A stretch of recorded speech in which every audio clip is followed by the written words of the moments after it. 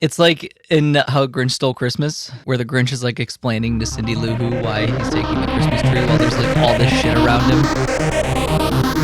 Hello, my name is Steve. And I'm David. And this is episode 11 of Anime Plus. We are talking about the final episode of Orb on the Movements of the Earth, episode 25. We pick up where we left off, where Raffle and Albert are at this meeting of inquisitive minds. And Raffle kind of introduces them to the group. Raffle gives this grand speech about their purpose and their motivations and whatnot. And then he excuses himself to take care of a task and leaves the young boy to himself, who he then goes and, through Raffle's suggesting, sits with a group of people who are discussing cosmology. Pretty quickly, he remembers that he still needs to do his observations for the evening for the stars' positions. And so he heads home, hoping that he can borrow his father's horse to come back so he can continue observing these great minds around him. Fortunately for him, finds his father dead on the floor and Raffle with a knife. Raffle is a goddamn sociopath. Yup. Raffle goes on this huge, I can't say tirade because Raffle is very even-keeled about everything, just does gymnastics to justify him killing this boy's father. And the whole reason he killed him is because he was unwilling to share information that he had with him.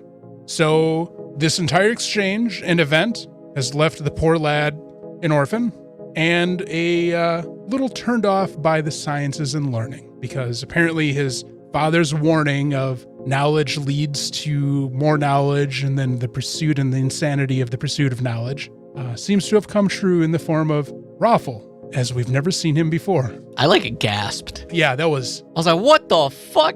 So we've been saying this entire time that this series just continues to be unpredictable. And I think the revelation that Raffle was a cold-hearted sociopathic murderer before his demise, I don't know if the series could get any more unexpected than that. That was one hell of a revelation that had no signs of existing at all. So we cut back to Albert as he's continuing to discuss this situation with the priest in the confession booth. And the priest kind of offers him some wisely sage suggestions, which convince Albert that he shouldn't let this trauma from his past essentially dictate how he lives his life moving forward. And he goes to his adopted father and pretty much asks him if the offer is still available. And he heads off to university at the age of 23. Signs in, comes up with his name using the town that he was born in. And as he's leaving the university, with his spirits quite high and a smile on his face, he comes across a chance conversation between two people. One is a courier, the other one is the person who owns this house. The courier is delivering the note that came from Draka, and it's essentially the whole 10% needs to go to Pataki thing. The guy's like, I have no idea who Pataki is. I own this house. It's not him. But I'll gladly take the 10% of whatever this book is. And they both kind of scratch their heads because there's actually no book. But they bring up the name of it right as Albert is walking by, which kind of embeds a seed of an idea within Albert, dealing with orbs and the earth, or the movement of the earth, essentially. That's where we leave off. We get a couple of paragraphs just talking about what happens to Albert because he was a real person, as time moves on. Mm-hmm. And that's the end of Orb. I think that's the best way to end that story. Yeah. It was so good.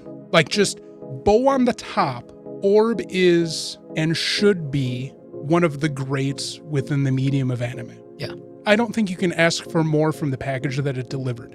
And it delivered it so well. Mm-hmm. I really liked the last scene where it was cutting through all the people that had died. Yes. For the information that eventually led to Albert. Mm-hmm. And I'm just like, why do I feel like crying right now? Like, what the fuck? The information didn't even get to him. Mm-hmm. It was all lost. The sacrifices that were made along the way, even with just that minuscule concept that he overheard from those two non-related people chatting about, we are given the idea that helps to cement his ideals moving forward into his career of science. Yeah. I liked his little the earth doesn't move, the heavens move. And then he's like, wait a minute. Little smirk. He's like, huh, interesting. Yeah, I did not have Raffle as a cold-blooded killer in my bingo card for Orb. Noak was justified. Well, Noak didn't kill Raffle, but Noak's actions led to Raffle's death. Yeah. Which Raffle was, at this point, was definitely not innocent. So, man, Yeah. what a sociopath. Holy shit. Like, we knew from the very beginning that he was conceited, but goddamn. I don't know, he was a stone cold killer. Just straight up murked dude's dad, who I'm pretty sure was paying him to tutor his son. Yeah. It leads me to think that the whole event of him taking Albert to that event was to get him out of the house so he could confront his father. What was he going to do if Albert didn't come home? Oh, chalk it up as he'd had nothing to do with it. I mean, fair, Just but... claim ignorance. Fair, but... Because Albert came home and he was like, oh, this is complicated. I'm going to have to explain this to you. He definitely didn't want to have to engage with that. Something in him told him that there was no reason for him to kill Albert to cover up his crimes. Makes you think that he definitely didn't think what he did was wrong. Right. He was just like, oh, I'm going to have to explain this to you because this is going to be a little awkward. You're my student and I just killed your dad. Sorry about that. No, not sorry, but like, this is going to be weird for you. No, just the way he kind of just blew off the fact that he murdered a kid's dad. Oh, yeah. And then now has to directly talk to the child about said situation while the body is there bleeding out. It's like in How Grinch Stole Christmas, where the Grinch is like explaining to Cindy Lou Who why he's taking the Christmas tree while there's like all this shit around him that's like missing, and you're just like, I just got to take it back to fix it. And it's like the village is burning all around you. You're like, what the fuck?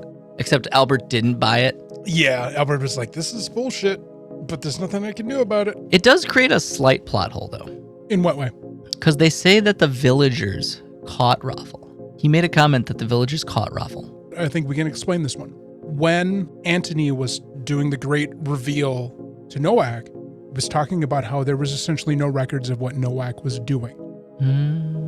If nobody knows why Raffle was killed and then burned at the stake, in young Albert's mind of this kid murdered my father, and then I'm assuming a short time later, he's dead, could be the conclusion that is easily attained. There you go. Hold on, now I'm trying to math. Math's not mathin'. For what? The time skips. Because Albert enrolled at Krakow University at 23. Telling me he was 3? Math's not mathin'. You're right. Doesn't work. Because unless... Because Raffle died 25 years ago. No, 35. 35, you're right. We might just have to review the timeline and figure out what's going on. Or, yeah, I don't know. The Pataki thing screws it all up. Yep. Interesting. That requires further investigation. I think I need to read the manga now. Yes, that sounds like a really good idea. All right. Well, that is the end of Orb, but it's not the end of Anime Plus. We're going to do a one-off episode where David and I will discuss the anime movie Perfect Blue. And then following that, as we kick into the spring season, the next segment of Anime Plus is going to be talking about the second season of Shoshimin, How to Become Ordinary. So look for that when that starts coming out. We are just about to wrap up the winter season of the main podcast, where we are talking about Zenshu, Ubel, Blatt, and Sakamoto days. And then after that's done, we will have 3 brand new shows. So check out the main podcast to find out what those are going to be for the spring season. Anyways, thanks again for following us with this journey through Orb. Let us know what you think of how the series ended. We need to do some timeline analyzing to figure out what's actually going on with how the episode ended, with how the series ended. All right. Thanks again for listening. Don't forget to like and subscribe, and we will catch you guys next time.